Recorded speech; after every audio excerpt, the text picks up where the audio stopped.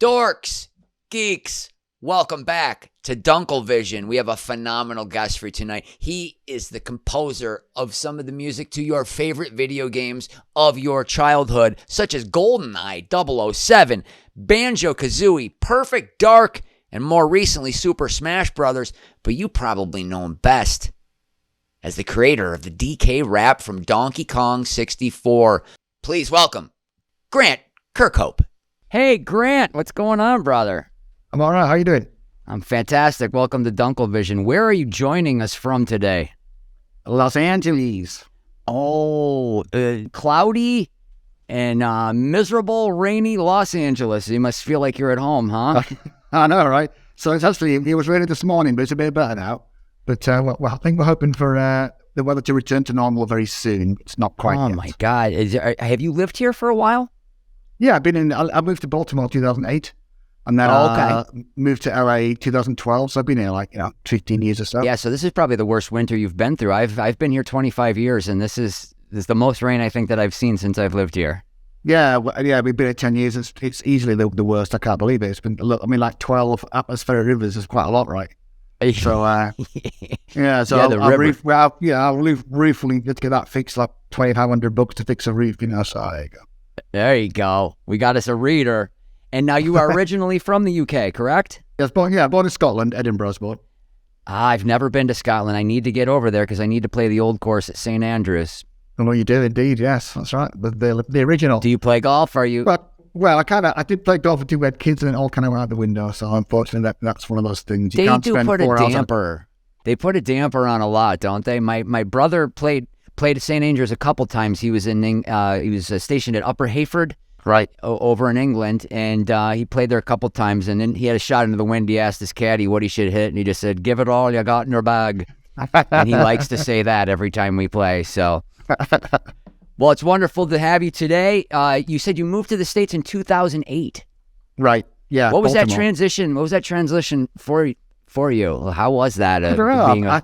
I feel like, British people, because we speak the same language, you just think it's like the same thing, right? But they forget it's still a foreign country. Sure. It just happens we speak the same language, right? So, all that credit score thing that just is a thing in the UK, and had no idea about that, and it completely dominates your entire life, right? Your credit score is your life, and if you wreck that, you wreck your life, So we had no idea. We couldn't get a credit card, couldn't get anything, and the health insurance thing's ridiculous, and the guns are ridiculous, and all that stuff, So greatest country in the world, huh? Except you can't get a credit card. You got to dodge bullets everywhere you go. Speaking of credit scores, here's a fun story, Chris. I just I got a credit card last year just to help my credit, and then I get a notice I got to pay $99. It's a $99 annual fee. Like I'm not going to pay $99, so I just ended the card. I got rid of the card. Do you know how much my credit dropped?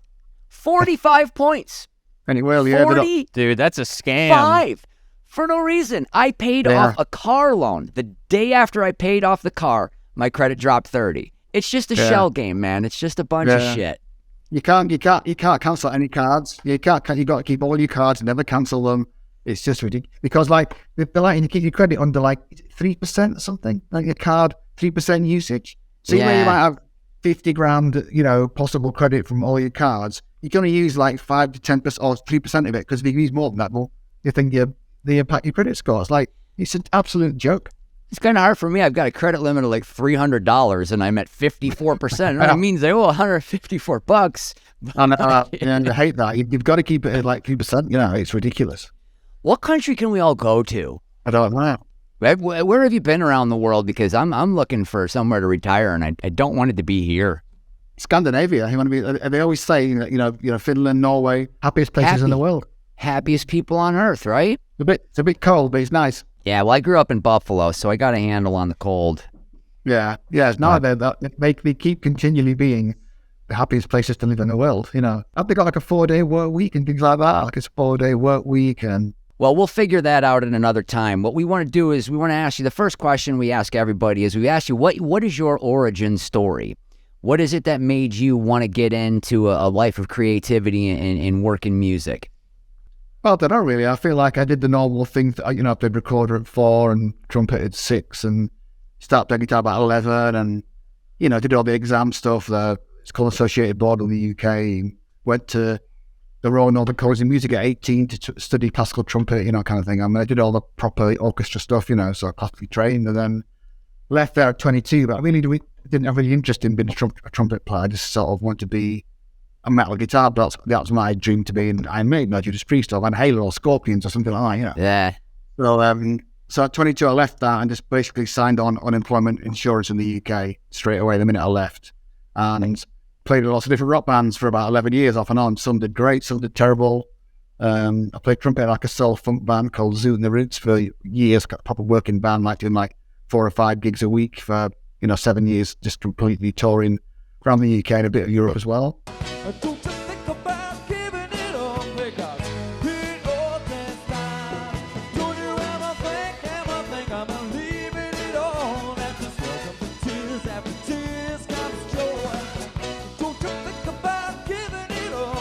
I also played for a UK rock band called the Little Angels, who were quite a big UK rock band. They did a #1 album in the UK, and we were the opening act for people like Bon-Jovi, Van Halen, and Brad Adams, ZZ Top, people like that. We did giant arena tours with these bands as the opening act.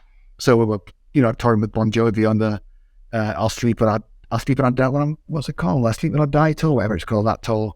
It was like, we did like Madhouse Stadium, in Germany, it was 90,000 people, so we did all that stuff. Wow. And then it kind of came to an end. All the kind of tourist stuff came to an end, because I was kind of in between. I'd be on unemployment insurance, and then I'd be playing in bands, and then it was all great. And then it kind of fizzled down to like just being in pub rock at the end of that 11 years, like just playing pub bands, playing covers with my friends, I was about 32 at the time. Yeah. So a mate of mine called Robin Beanland, he was a keyboard player in one of the bands that we played from, great friends. So he one day announced that he'd got a job, and like I knew got a job. All the people that I knew just played in bands and signed unemployment off and on, as much as they could, Right. And off he went to work at Rare. I said, I've got a company called Rare, I've never heard of them. Off he went, to be a computer musician. So he'd been there about a year and a half. He said, Grant, you've been on and off unemployment for about 11 years. Don't you think it's time to get a job like you're 32, And I was like, well, what can I do? He said, well, why don't you try do what I'm doing, write music for computer games? And I played a lot of games at the time, but when I was at university or college, I was terrible at harmony. I failed the harmony exam 3 years out of 4. I only barely scraped by in the last year. So I never once thought about being a composer. I wrote some songs for the metal bands that I played for, but that's about it. Yeah. Anyway, so he recommended me to buy a bit of gear. I bought a Atari ST computer, a copy of Cubase, and sat in my bedroom for a year, writing tunes that I thought were appropriate for video games. And I sent Rare 5 cassette tapes over the course of 1994, cassette tapes back then. And I never got a reply. Then out of the blue, I got a letter saying, please come for an interview. And would you believe that I got the job? Okay. So it was absolute fluke. If Robin hadn't done it, I would never have done it. So all to him. So I never once thought about being a composer. Absolute fluke. I'm still quite amazed I can do it to these days. So, that's how I did it. Strange. What's the first game you worked on? So it was, when I first got there, I had to convert. Dave Wise was a well-known composer, still is Rare when I got there. And he just done Donkey Kong Country 2, which is called Diddy Kong's Quest on the Super NES. And I had to convert that to work on the original Game Boy. So that was like a bit of a shock. It's like 3 monophonic channels and a noise channel. So it wasn't like you could do a lot with it, So, and it was all in hex, which is like, wasn't like notes that I was used to. It was like just numbers on a screen, like a black screen with like columns of numbers where the notes and the length and all that stuff. So I had to learn that.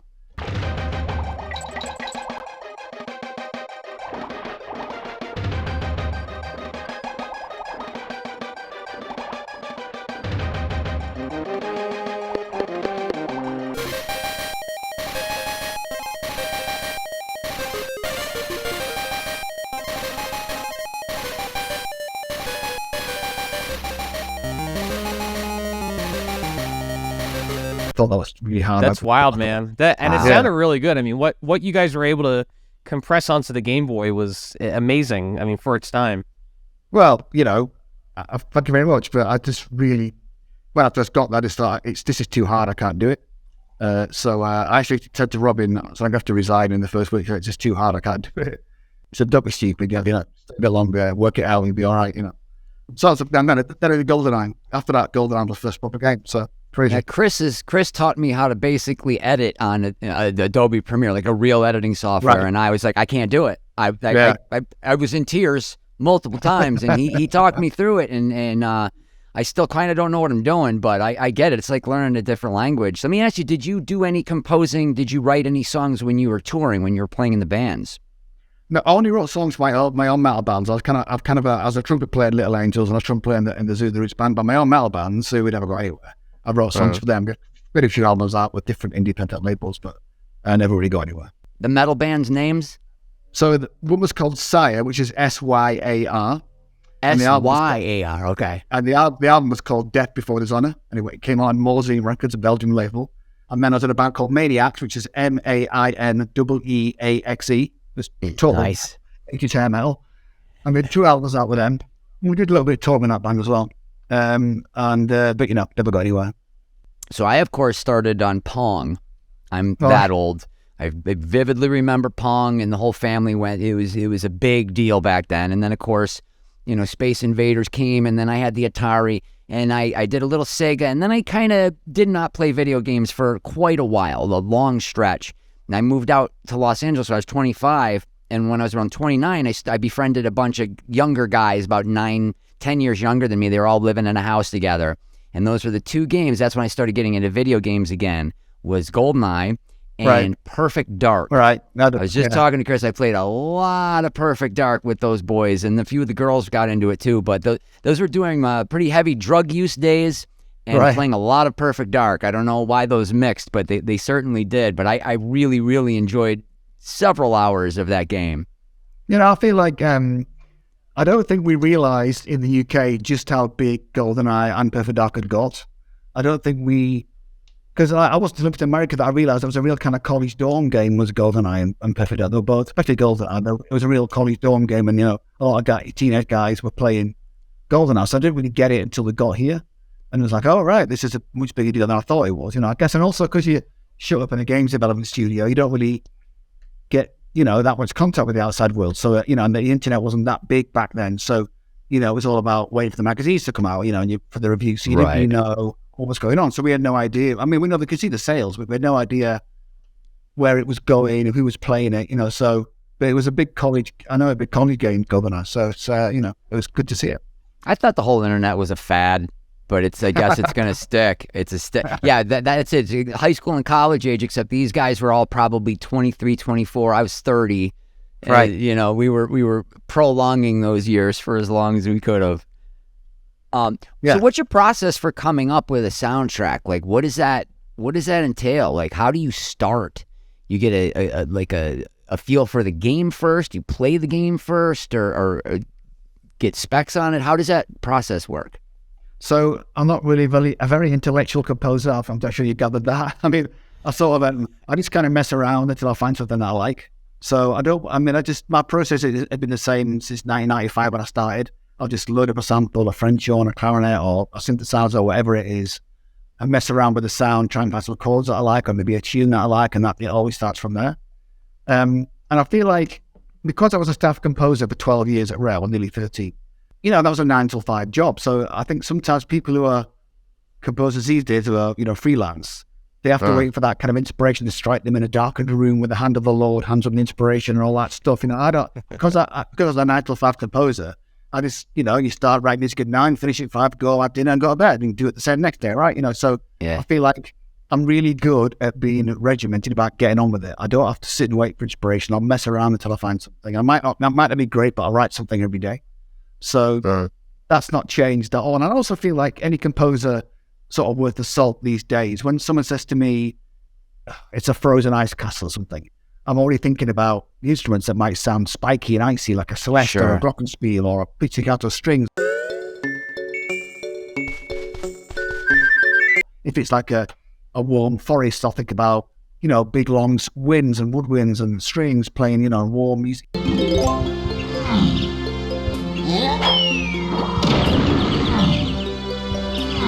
So I guess it gets into your head before you even touch the keyboard, So I think all composers are like that. Really. I think we all are all kind of pre-programmed to hear certain things.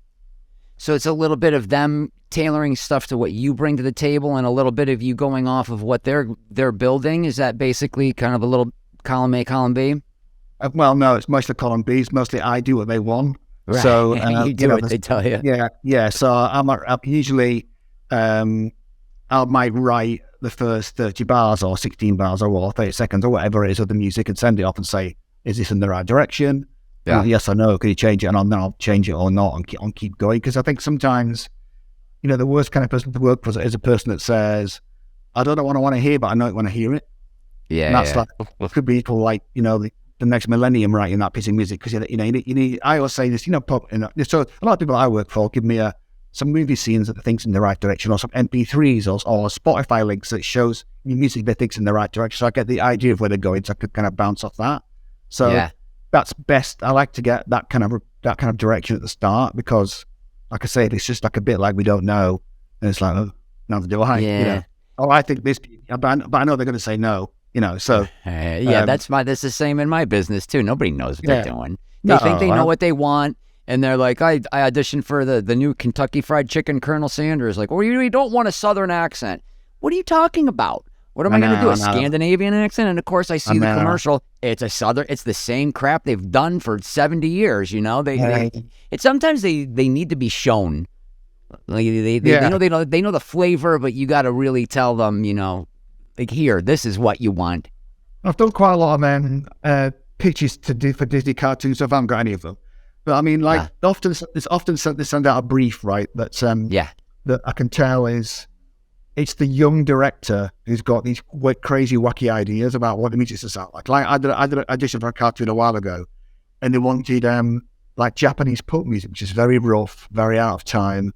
And I just thought, Disney are never going to let you use this on this cartoon. Never, ever, ever. So, of course, I sent him what they asked for. I didn't get the gig. And when I heard the cartoon finally came out, the same old normal Disney stuff that you hear and everything else. Yeah. And I kind of feel like, why do you do that? I mean, because the young directors do when it gets to show it to the top, the execs, they go, what's this crazy stuff? We don't want that. We want it like this, like the normal stuff. We want something that is established and tried and true, and we don't want to take chances if we don't have to. That's right. And the young guys want to do everything differently, and no, everybody's scared. Everybody's scared at every level. Yeah, everyone's scared to lose their job. So everyone's scared of that all the time. So, I don't know how you battle that, I don't know. I'm still battling it now. We've had similar lives. It's unemployment whenever I can get it. That's it. I mean, this pandemic was phenomenal. Oh my God. All the get more free stuff, please. As I say, socialism for the rich and barely surviving independent contractor. Absolutely. And I guess that AB5 thing over here has been a bit of the whole AB5 bill that's blocked the contractor stuff, has been a bit tricky, but that's a bit, I think they repealed that now. They've changed it. I've got an S Corp, my own company, so it didn't apply to me, but your normal kind of freelance guy who they try to make their Lyft and Uber guys get company benefits out there. That's what it's all about. And there's not saying, well, companies aren't going to pay that. They're not going to employ the guys in the first place. They have to pay them benefits. I don't know. Right. And as somebody who has done that, I voted against it. I don't want that. I don't want to be an employee. I don't want to give up and say I'm an employee of Uber. No, I do this when I want to on my terms, and I can write everything off the way I want to. And I think it's great. Everybody was all upset about that when it didn't pass. But I mean, look, it's something to do. We got to survive in these times. And what was the pandemic like for you? Did you have any work? Were you able to, get by? Well, I guess, for me, it was exactly the same as my normal day-to-day life, because, composers sit in a room by themselves writing music, right? So, we don't interact with anybody, generally speaking. So it was the same for me. My wife's a teacher. She taught online for about a year and a half. Our kids were off school for a year, just on the internet, teaching, learning like that. But I mean, I was working for Blizzard at the time, doing World of Warcraft Shadowlands in that period.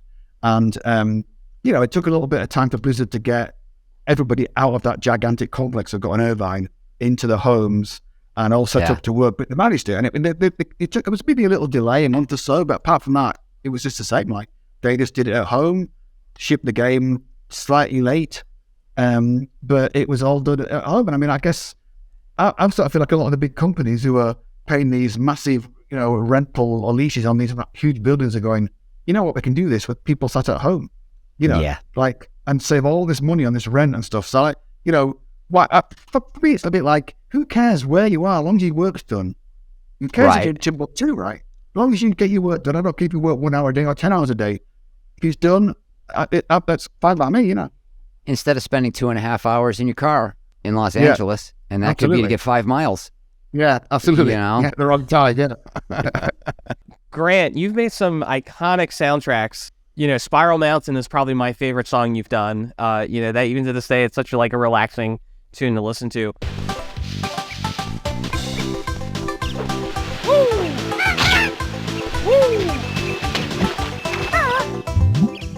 Do you have a favorite song that you've done for a game? I get asked that a lot. It probably changes every day. I have, I think different things each day. I mean, I really like some of the tracks I've done for the last 2 Mario+Rabbids games a lot, because that's my most recent thing that I've done. There's one on the this game, Mario+Rabbids Sparks of Hope, called Hitting Bedrock, which was very rocky, Mandalorian, Robocop-y in sound. And I really like that kind of, that Basil Polidoris sound is a really identifiable sound.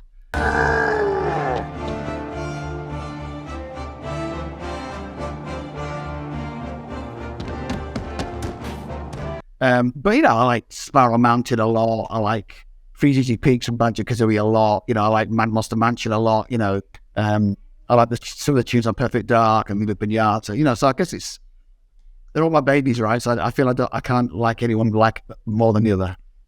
Sure. Chris, take the next question, because I'm going to tell my son that I'm recording, because I'm sure you can hear him. Oh, okay. Hold on. I couldn't tell if that was your kid or Grant's kid. I didn't want to, My kids are older. They're like 20 and 17. Oh, okay.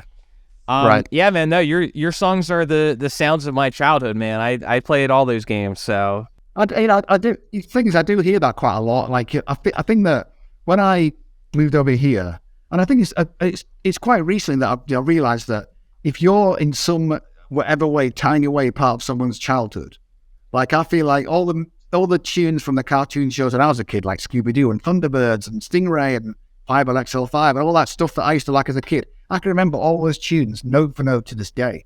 And I feel like that sort of 5 to 13, 14, whatever, I can't think of the exact age group, but all that stuff that you did as a kid, playing games or watching TV or whatever it is, you'll never forget that all the lyrics to all the Scooby-Doo or whatever it is. You'll never forget those lyrics as long as you live, right? I feel like, for me, I was in that kind of little finite zone of people like your age, in the 20s and 30s now, who were, games players back in the early 2000s or maybe late 90s, And I mean, you realize that, like, for me, the same way, you never forget those things. And so it's a real humbling thought for me to think that people will remember something that I've read probably to the day they die, whether they like it or not, So it's like, it's a crazy thing, that is. It's crazy. That's really cool, though. Now, we know that, the whole controversy with Chris Pratt replacing Mario. Are you upset that Seth Rogen has taken your role as the voice of Donkey Kong? Do we have beef here? I don't think we do. I mean, I've saw the trailers. I only thought Chris Pratt was going to do more of an Italian-sounding accent. It doesn't sound like he's done that so far. So I was just like him, really, which I wasn't expecting that. I think Seth Rogen said he's going to be doing quite a gruff, throaty voice. So he could see. Does he have any other? Well, no. I don't think range when I think it's Seth Rogen. I'm like, well, no, yeah. But I suppose, when I did the sound effects, the voice for Donkey Kong in Donkey Kong 64, I just did it because nobody's wanted to do it. So I just sat in the office and did it quickly because it's just easier. I could do it quickly, get it into the game, get it done. It didn't occur to me that people would be listening to me going, oh, banana, years later, Oh, banana. So it's a bit crazy. But also Nintendo, actually after the samples, after we did DK64, because they used them in a few games after that, but then they stopped.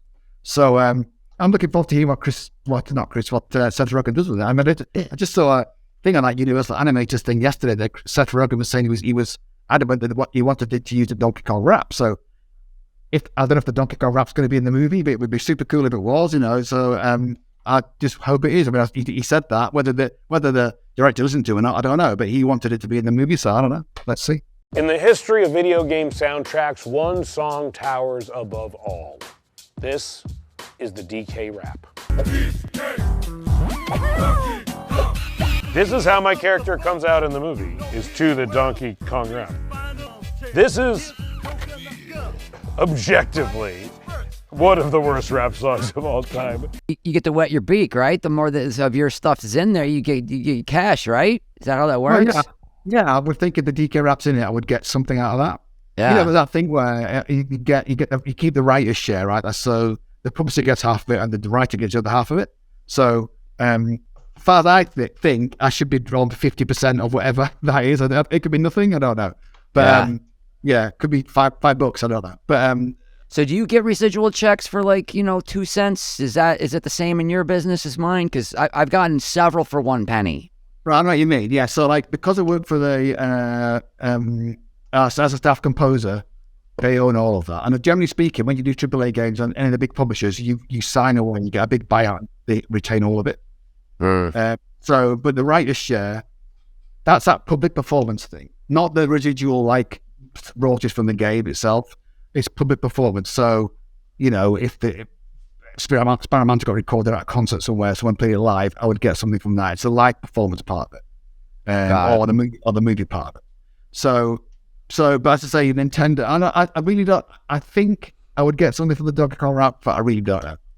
Well, let's put it out there. Let's manifest that. Yes, let's get it. Can you tell us a little bit about coming up with the DK rap? Because I imagine you probably get the most questions about that, like when you do interviews. It's weird because I kind of feel like of all the music that I've written and more to write in my life yet to come, I feel like I'll be known for the Donkey Kong rap more than anything else. Like I might say, yeah, as a buddy of Grant Kirkhope, he wrote the Donkey Kong rap. The whole thing I'm going to, you know what I mean? So at the time, right, it was just supposed to be a joke, like monkeys rapping about pineapples and grapes and all that stuff. And I thought it was a joke, and I thought everybody would take it as a joke.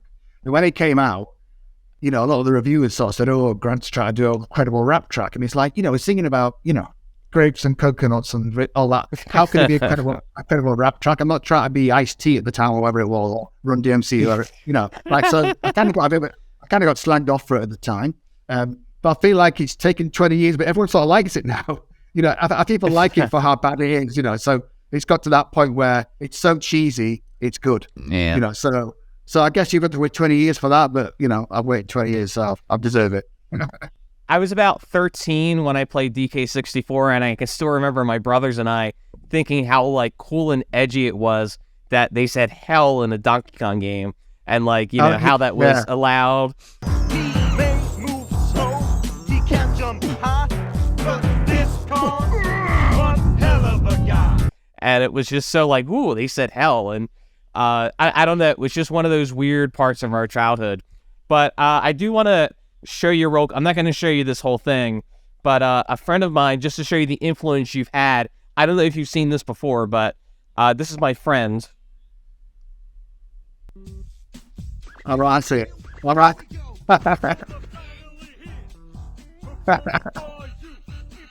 Oh, the headphones.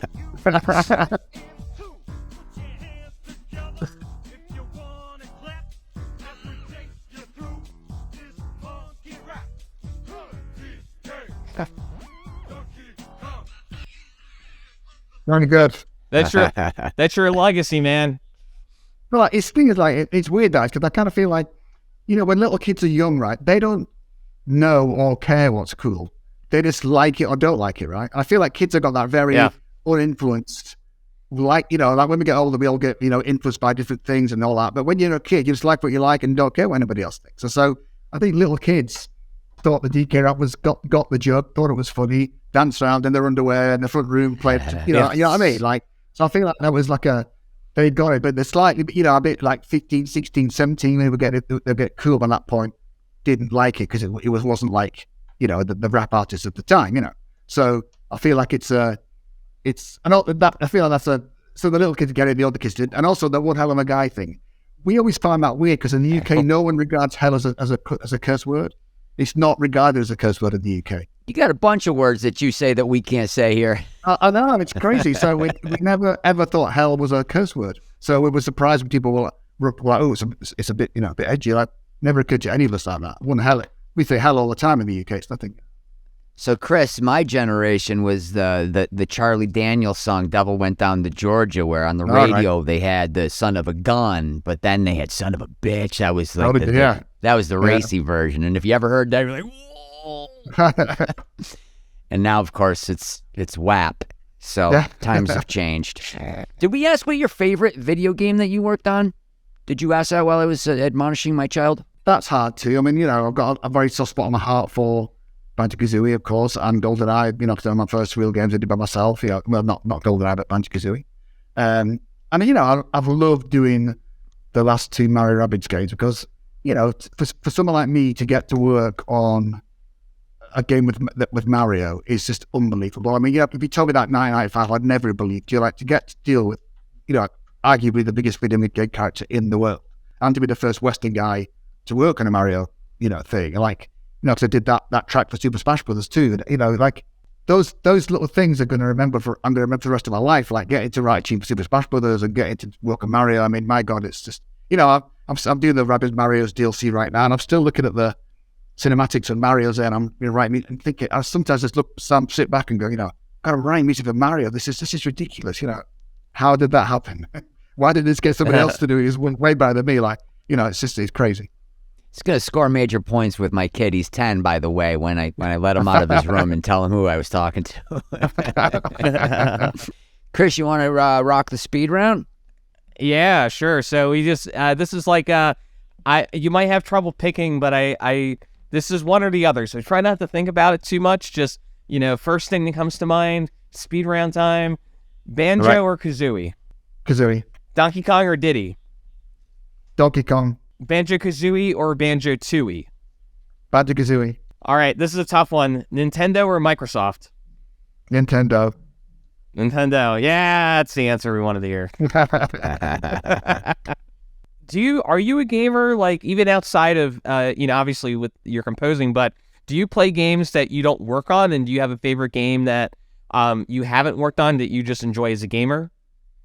So my favorite game of all time has always been Zelda: Link to the Past on the Super NES. Like, I love that game. Okay. It's just, that was before I even thought about playing, working on video games. I just think that's just the best of the best of the best. The music's fantastic. The game's fantastic. I love it to death. So I did play, prior to working at Rare, I did play a lot of games, a lot on the Super NES, definitely. And when I got to Rare on the N64, I played World of Warcraft a lot in my kind of Rare days. But I made kids in, I think, 2002, and so it just gets hard to devote time. I was kind of still doing World of Warcraft raids at different times of the night when my son went to bed and my daughter later on. But these days, I don't play too much. I just don't have the time. But my son's a massive, he's 20, he's a massive gamer, so I can watch him play stuff, which is I can do that and take notes and think about things. That's quite good to watch things like that. But right now, I'm playing Clash Royale on my phone a lot, so I can't seem to put it down. So that's what I'm playing at the moment. Gotta jump back in there. My son and I were playing a ton of Fortnite, and then just as I was starting to figure out how to play and get to the point where he wasn't like ashamed of me, then now he's over it. I don't want to play anymore. I'm like, when I just figured out what I'm doing. Oh man. So there's been a lot of successful movies. Of course, Sonic, Detective Pikachu, the Mario movie. Do you think that this is a comeback time for video game movies? Do you think there's going to be more of these? As long as it's good. Like, generally speaking, any video game to movie thing has been bad. Like, Sonic's been all right. Detective Pikachu was all right. There's such a lot of this. There's an awful, and also don't forget Last of Us into live action on the TV, and that's great, right?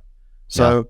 I do feel like there's so many great video game franchises that could make great movies, but it just takes somebody the writers and the script guy and the director to make it good. Like, you've got to get the story right. You just can't bung it on the screen and hope it's going to be all right, So I feel like, right, the Mario movie is going to be very telling, because I think Nintendo, I've worked with them, off and on, and that they're very protective of that IP because it's their biggest IP, Nintendo and Zelda too. I mean, so they're not going to let something that go out that's not good. Well, I wouldn't think they would.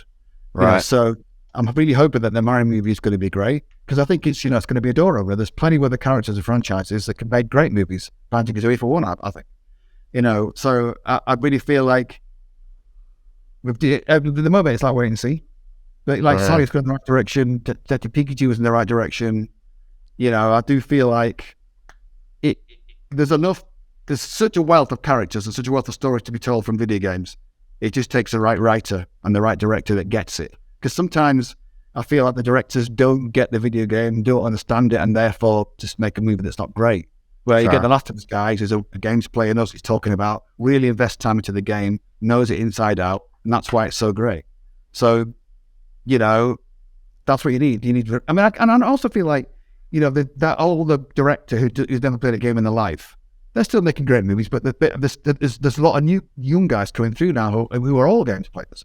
You know, who all played games, who all know, you know. So I think it's a bit of a changing of the guard. It's happening a little bit where the younger guys know all about video games, played them since they were kids, and they could make a good version of something.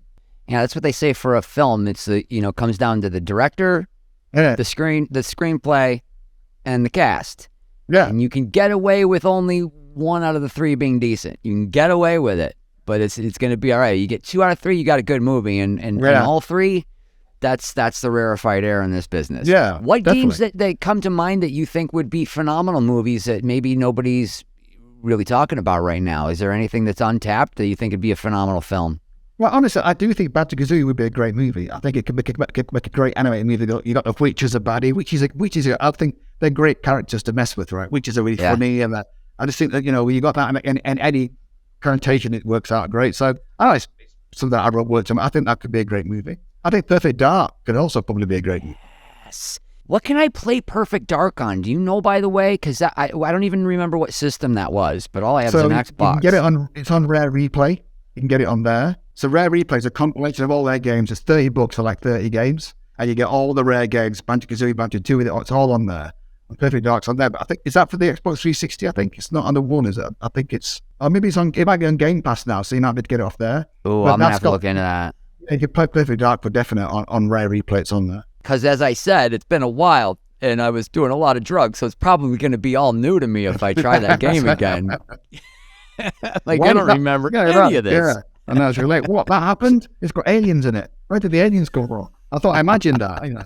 Right. I hallucinated a lot in this game, and I do not remember. I do have some fan questions. I was going to ask if you had fan questions. I read your mind. Yes, I do have some fan questions. Now, this person wasn't specific, but Gil said, make sure to ask about the pause music for GoldenEye.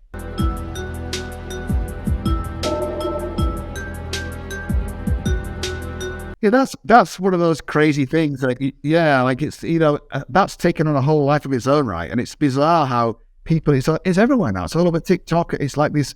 It took me literally like 20 minutes to write it, if that, maybe 15. Like, you know, because when you write pause music, you want to write something that just kind of just bubbles along. When you press pause, doesn't get in the way, just not annoying, and just, you know, why people have picked up on the GoldenEye pause music, I really don't know. And they keep saying I'm the godfather of trap music. Like, I don't even know what trap music is. Like, you know, like it's just bizarre. Trap music? Trap music. Trap. Okay. Yeah, it's. I think it's to do. Well, I tell you what, I really don't know what it is, but I guess it's that kind of drum machine. I don't know. Anyway, so, but you know, it's funny how that's just really taken off. If only I owned the rights to that, I'd make a lot. You know what I mean? But unless I don't. So, but like, you know, it is funny sometimes how these things just have get a life of their own for no reason. You don't know why. It's just weird, but great. Yeah, being referred to the godfather of anything is cool. You know what I mean? I don't think people have really told you about that, but I've seen that comment a few times, and I just keep thinking, what is trap music? I've just got no idea. Yeah, and I think Devin's talking about the same track. He's like, does he know we all still lose our minds when we hear that dum da dum da dum?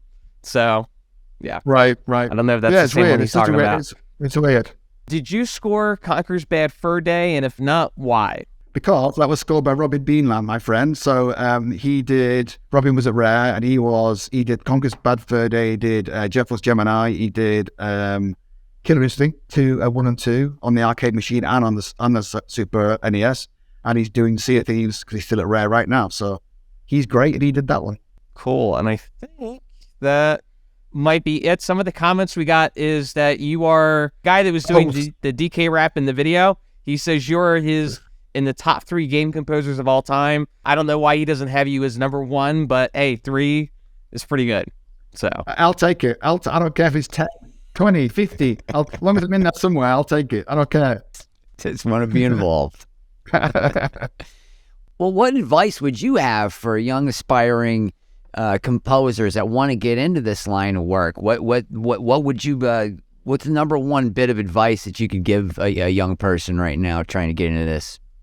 Well, I always say, I've got a few things I say about this. I kind of feel like it's hard to take it as it's ridiculous. It's ridiculously hard. And if you don't devote your entire existence to it, you won't even get a shot.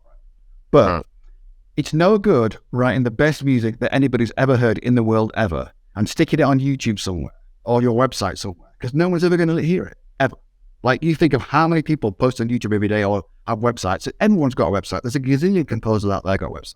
Like, you know, you're not going to get anywhere doing that, or you'd be very lucky if you did.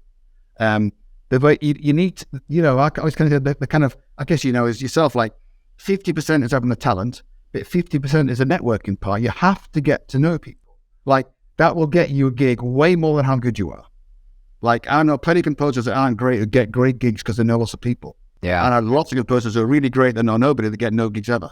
You know, you need to find a path through somehow. Like, I'm a good friend of mine called Danny Baranowski, who's a big indie games composer. And he was that guy working in Lowe's Home Depot, you know, for years, wanted to be a games composer. That's what he dreamt about.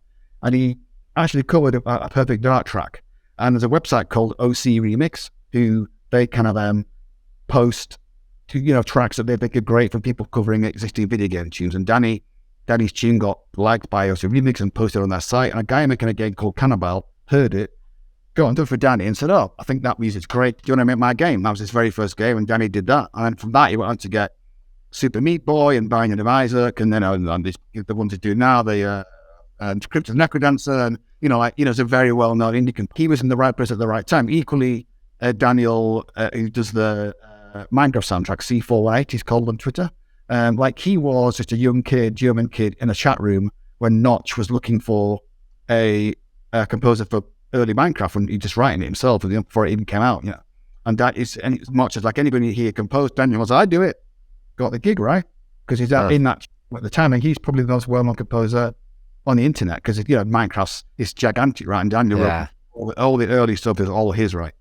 So, you know, I feel like you have to get to know people. That you have to get yourself into a situation where people are doing the thing you want to do. So that's going to game jams, going to conventions, whatever it is in where you live, you need to find that community and get into it. Because half the time, if you're a nice enough person, they're probably just going to go, "Yeah, you can do it." Because they don't know either. They're starting out too, right? So so don't just think you can write it, stick it on a website, and you're going to get some, because you just won't. You have to meet the people doing the thing you want to do, and get into that situation by hook or by crook, you know. And like, it'd be nice, you know. Don't be an argumentative. Like, you know, a lot of your composers that I meet are a bit argumentative. They're a bit like, you know, I'm the composer. I know what the music should be for this particular thing, and the game director hasn't got a clue. Like, that may be true, but you're just going to get fired. Yeah, you got to make him think he knows what he's doing. Don't make him think he doesn't know what he's doing, because you're gone. Yeah, and just do what he wants. If you write a piece of music you think is right for the game, you don't like it, no amount of you telling him how great the harmony is or how great the melody is going to change his mind, because music's subjective, right? People kind of go, "I like it, I don't like it." It's like that, right? In music, you know what I mean? You know, so I feel like that's hard for composers, like, because everyone's got a music taste, but not everyone's got an art taste. You know, it's like everyone in the world has got a music taste. So they like metal, they like punk, they like jazz, whatever it is, you know. So you may go to work for that director or the head of the game, you know, who likes jazz. And you're like, "Oh God, I hate jazz." But if you don't write it, he's just going to go, "Well, I'm going to get somebody else to write it. I'm going to fire you and find the guy stood behind you, because there's 8 million guys stood behind you who want this job." You know. So I always remind myself that it's a very privileged position to be in, to work on anything for anybody, no matter what it is.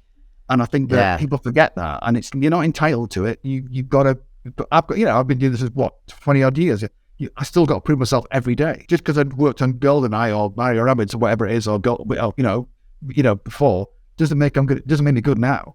No one cares about that. They might come to you because I've heard that, but when they employ you to write new music, they want music they want it, how they want it to be, right? So don't be like that. Don't be the arguing person, because you're just going to get fired. And I've known plenty, you know, very well-known composers get fired from very, very big gigs for arguing and telling directors they don't know what they're talking about.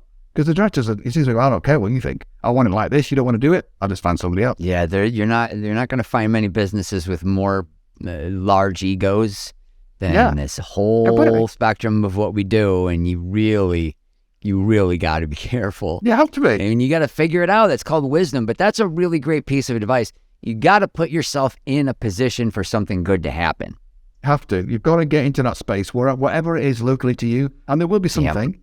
It's a stepping stone, right? And I always kind of feel like, don't look at the mountain, because you just got to go, oh God, I'm going to give up. Just look at the next little baby step and the next baby step, and just take one at a time. I just slowly build. It takes time, but look at, even if I get given a game, it's like, we need 2 hours of music. I go, you need 2 hours of music? Oh my God, how am I going to write 2 hours of music in the next year or whatever it is?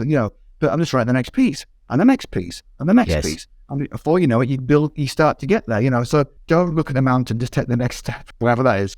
That's great advice, man. It really is, because it's a really tall mountain. It's very similar, too, because I used to think, why did I spend all this time memorizing all those lines and working so hard on that audition and I didn't get the job? It's not about that job.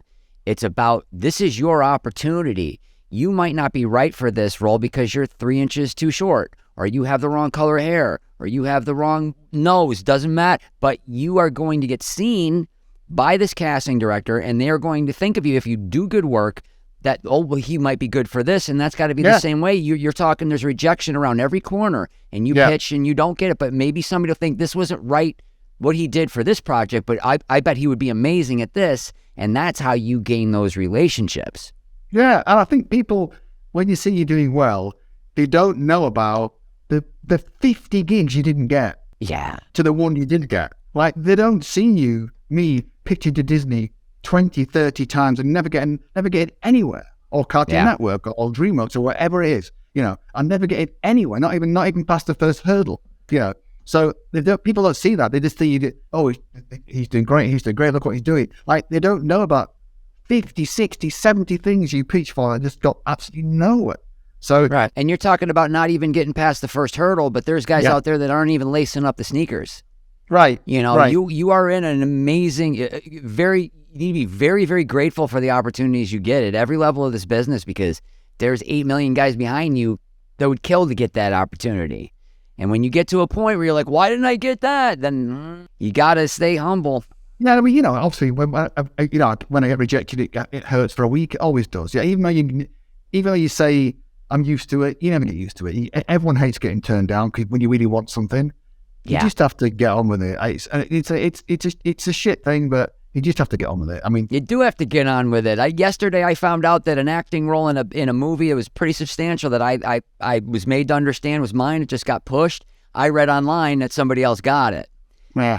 And it hurts. It does hurt. And it hurts, but like, the other guy's better. He's got more credits. He's established, and I am not as established as him. So in my brain, I think of it, well, of course, this is a business, but man, it doesn't keep it from stinging. No. And I used to go and get drunk or go gamble. And you know what I did? I recorded 5 Tragically Hip songs yesterday, Chris. That's what I did with my pain. And onward and upward. And you know what? If disappointment, boy, you can really take the edge off of that disappointment if you create something. Just make something. Yeah, but also, if you can't take the disappointment, you need to do something else. Don't be in me. Don't do entertainment as a whole. Movies, films, TVs, games, everything. If you can't take rejection, you should do something else, because you're going to get it over and over again. Definition of insanity: repeating the same behavior over and over again, expecting a different result. That's what I do.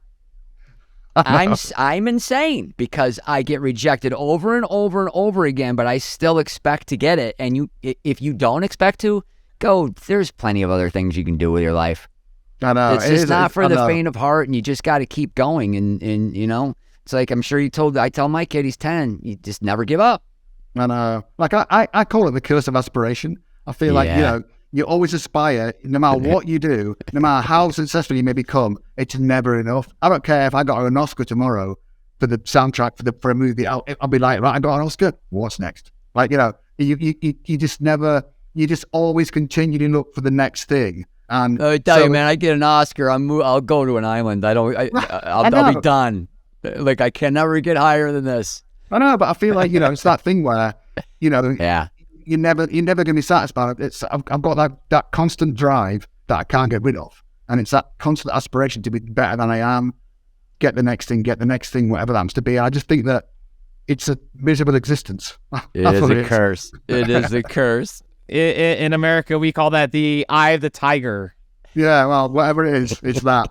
So what are you working on next? Actually, is there anything that you haven't done in your career or other areas that you want to branch out into?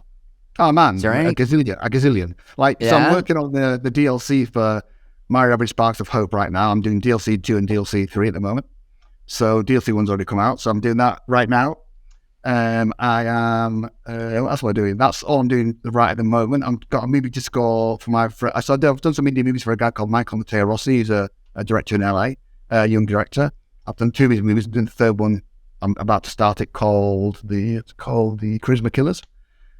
So I did that. I did that sort of proper studio movie with Pierce Brosnan, The King's Daughter, a few years ago. We won the World Soundtrack Award for the score to that, which is really cool. So, but like, I really want to do movie stuff. Like, I love doing video games; it's fantastic, and I never want to stop doing that. But I've always aspired to do movie stuff. So, for me, I want to write Marvel scores. I want to write Harry Potter scores. I want to write, Yeah. I'll do that thing, right? So I'm sure I'm never going to get there, but that's what I'd love You to. just whammy yourself. You're gonna get there. Well, You're gonna get there if it's what you really want. Look at these worried little. I'm You getting know, old. look, you might die before it happens, but you have That's to true. believe that you're going to get there. Hey, man, you never thought you were going to get Mario, and you got that. So I think you get Potter, get Marvel. It's just, I don't know how you go about that thing. Like, you need the connections, and I haven't got those connections into any, even, not remotely. I don't know anybody in those spheres. I've got agent, of course, all the rest of it. But, it's just, like, I love the Marvel stuff, right? I mean, just not everyone's cup of tea, but I love it. And so I'd love to do some Marvel movies. It would just be That'd fantastic. be cool. Yeah, I know J.K. Rowling's got a bit of a cancelled person at the moment, but I still love Harry Potter, and I know it's finished now, but I mean, I love that kind of sword and sorcery, mystical, adventure-y, Marvel-y, big fantasy thing. That's my favorite thing, right? So science fiction, so I'd love to do something like that. I mean, as I say, I don't know how I'm going to get there, but my curse of aspiration won't let me give up. There's no path, there's no handbook. And when I was young and I moved out here, and every young, I was a young comedian, and every comic, like, what do I do? And some would just laugh because they were my age, and they're like, just go. Just go and do, and you'll figure it. Like, you know what I mean? Yeah, You want answers? yeah. There are no answers. There's no Yeah, right no. way to do this. There really No, isn't. no. And you know what? It's one project. One project can completely change your life. One opportunity. That's it. And that can erase 20 years of heartbreak and 20 years of struggle. And that's that's the attitude you have to have, or else I would say it's it going to just eat takes you alive. one person to say yes. You can change it in a second. It just takes one yes. So, I mean, we got one yes and 8,000 no's. Yeah. Well, we're due. Where can people find you and your stuff? If anybody wants to, or what's your social media handle, anything that we can send people to? So my main point is Twitter. So I'm at Grant Kirkhope on Twitter. I'm on Spotify, Amazon, and all the rest of it. I'm on, Apple Music. I'm all over there. I'm on YouTube. I mean, I'm in most places really. I'm on Instagram, Facebook as Grant Kirkhope Composer, Grant Kirkhope Composer on Instagram.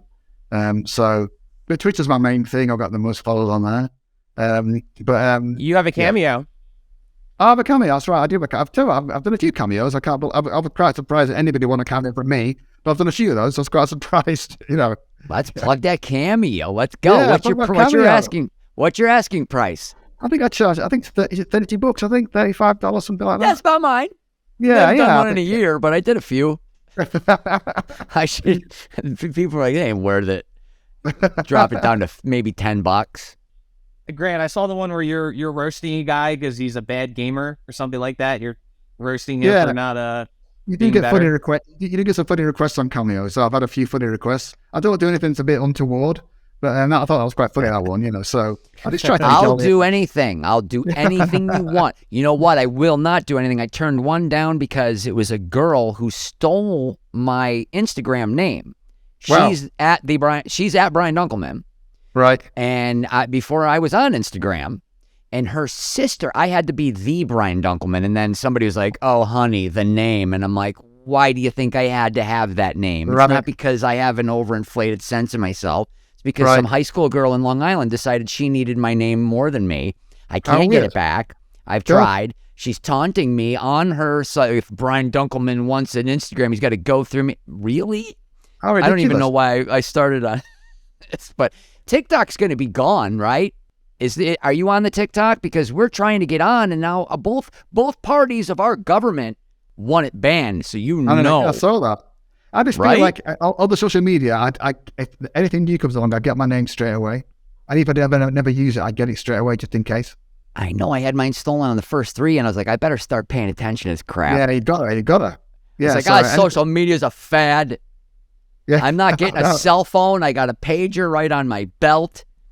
I think of these people that their job is being on TikTok. If they lose that, they're going to lose all that income. Like it's basically some people are going to not have any income if they ban it. All these young women showing their ass. What are they going to do? Get a job? Or what? A job? They go to OnlyFans, right? It really is a golden age of showing your ass on the internet for money. It really is. If only you and I can make money showing our ass, okay? I'd do it, John. We got to start doing squats. Nobody wants to see nobody wants to see a almost 52-year-old man's ass. Neighbor. Well, on that note, what a wonderful conversation. We really appreciate you joining us, and continued success and good luck. And you're going to get those movies, man. It's going to happen. Well, let's see. If I do, I'll give you an email and say, guess what? But so far, no luck. I'm going to see you at the Oscars. Chris is going to be my +1. Yeah, I'll be the guy in the door handing out the program as you go in. Have a good night, sir. Have a good night, sir. Would you like that up or on the rocks? Yeah. We can dream. Well, thank you very much, pal. We really appreciate you talking to us. Boy, that was a fun interview. It's great to, doing these interviews. It's always great to put a face to something I enjoy from my childhood or some kind of art that I have. Like I've been playing those games, since I was a teenager, since preteen, and it's so cool to put a face with all those sounds. I told him your songs are the sounds of my childhood. Mm-hmm. Which he seemed to appreciate. So, and you and I are usually, on this different generational thing, but here I am, playing Perfect Dark with all these 22-year-olds when I was 30. So we've converged again on our, the stuff from the nostalgia bit, which is very cool. Loved that game. I really do want to check that out now. I can't even really, remember how to play it right now. But I'm going to look into that to see if it's available on them and maybe pass that on to my son. I know it's not nearly as graphic as some of the other shooter games. It's pretty, benign for that. But it was very cool. Very cool talking to him, and very cool talking to somebody that does something different than most of the guests that we've had. It's cool to hear about that kind of behind the scenes stuff and composing. And we wish him the best of luck and get those movies, man. What was is it John Williams who's been nominated something like 90 times? Like he's like 90 years old. Yeah, John Williams, and I think unbelievable. I don't know if he just won, something. I'm not sure. I don't know. I mean, think about in terms of that, how many times he's been nominated for something. He's lost so many times because he's just been that great. Yeah. But it's cool how humble Grant is, and because he's one of the most iconic game composers of all time. I don't know if he realizes that, but he is. He's on everyone's short list. So, I wouldn't be surprised to see him go even further. And I love that guy's work ethic. He's like, you know what, it's got to get done. It's one track at a time. Which is it's very inspiring. When you talk to somebody like that is a master of their craft. Yes, absolutely. And you see the amount of work and commitment that goes into it. And humility, which seems to be a recurring trend here. And he is right. He's speaking from experience, man. Nobody wants to work with an asshole at any level, in any position. And it's just, it used to be tolerated, and now it's just not anymore.